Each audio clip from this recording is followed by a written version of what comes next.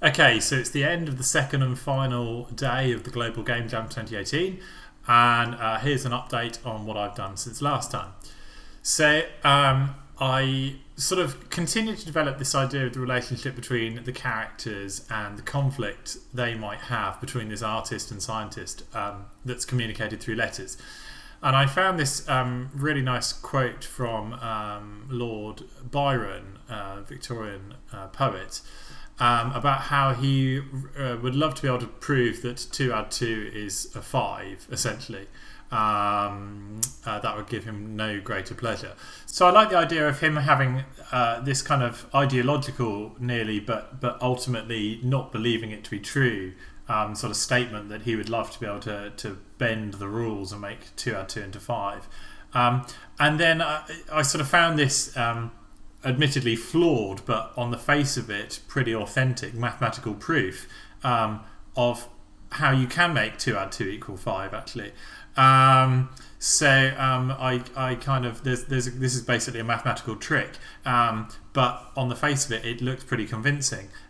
It certainly takes quite a while for anyone to spot why this doesn't work. So I like the idea of this being the rational reply from the scientist who kind of missed out all the nuance of the artist's intention, which was, he didn't really want to make 2 add 2 is 5. It was more just that wouldn't it be amazing to be able to sort of bend the rules like that? And she gives this totally unimpassioned, kind of logical reply to it, kind of simultaneously both being a sort of a genius answer, but also kind of missing the point. And that's kind of an idea that I kind of wanted to continue between their conversations through the letters between them. And I also carried on the idea I had of the cog puzzle and the cogs being used as a method of transmitting different intentions or interpretations between the characters. So the idea being that at the start of the game, this board would perhaps be empty except for the placeholders where cogs would be placed. And then through discovering the letters from the characters, you place further cogs on. And then as a message is encoded or decoded on this wheel, you get different responses pointed to from the different cogs. So for example, when I set this wheel here to 5, I slipped a bit, you can see that this wheel reads the letter T and this reads the letter P. If I then move this back to the number 1, I get T on R on this wheel and A on this wheel. Now unfortunately, because I've sort of been testing things a lot, the cardboard has started to slip a bit on this. So it doesn't work quite as well as it did when I first started. But the idea being that a 5-digit code at the bottom here can be translated into 2 different 5-letter words on the different cogs, or possibly even more around the board.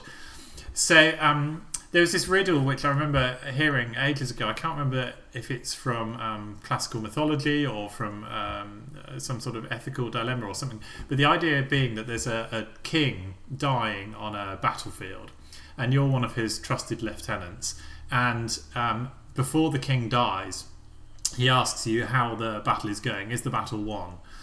And the dilemma is to say, what do you say to him? Do you tell him the truth, which is actually that the king's army has all but been slain, the battle is lost and you've been defeated? Or, knowing that he's about to die anyway, do you lie to him and say, actually no, the battle's going fantastically, we're on the verge of victory? And this dilemma I thought was a nice possible example of something that my 2 characters could interpret differently. So given a single input here of a 5-digit code, you can read off the word truth off this wheel and peace off this wheel for the same input. And I thought that was a kind of a nice way of explaining what my 2 characters might have thought the most important thing to give this dying king would be. Do you give him the truth, or do you give him peace in his final sort of dying moments? So that was kind of just one example of a puzzle, and the idea being that there would possibly be other messages that could be, or other questions I guess, that could be expressed as a sequence of digits, and then when you have enough different options of letters on the different cogs around the board, could be used to give different answers to that same input for different characters. And then the other thing I did, I guess, was took a little bit of a tangent from the direction I had been going. But still on the same theme of transmission, I sort of thought, well, okay, apart from the cogs, is there something else that I could use to transmit messages that would fit in a RoomScape theme? And the other thing is I hadn't yet used any electronic devices, which is obviously where I normally go for my puzzle design. So I did create another totally unrelated puzzle, which concerns this light here. And you'll see I've hacked together a electrical cable and put in a solid state relay in the middle of it, controlled by an Arduino. So what I can do is I can switch on this light on and off, controlled by the relay through an Arduino code. And it's a bit of an overused cliche, I suppose, but one of the common escape room puzzle elements you get is the idea of transmitting a Morse code signal. So I just read a little bit of code. The only Morse code I know off by heart is SOS, which is ... .. So if I send that message here, you'll see my light goes ... but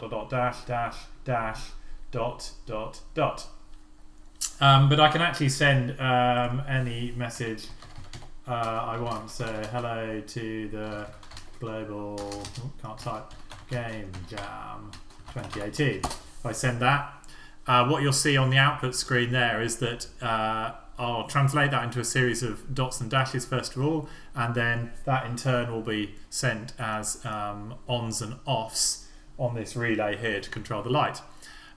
So that's just another kind of just a quick idea I sort of had, toying on the idea of transmission and how that could possibly fit with a room escape puzzle. So I didn't totally finish a puzzle. If I'm honest, that's not entirely surprising. It's very common in a game jam for people to sort of have over-ambitious ideas as to what's achievable. But actually I'm really pleased with what I came up with. It's given me some great ideas, I think, which I will carry on developing. I'd like to carry on the cogs ideas, but I think I might manufacture them out of something a bit more robust than cardboard. So I might get some CNC cut plywood or plastic or something like that and carry on using that as an idea. Yeah, and it's been an enjoyable experience, and I hope that's given you some ideas, at least, as to how I've approached puzzle design based on a theme and some constraints. Thanks very much for watching.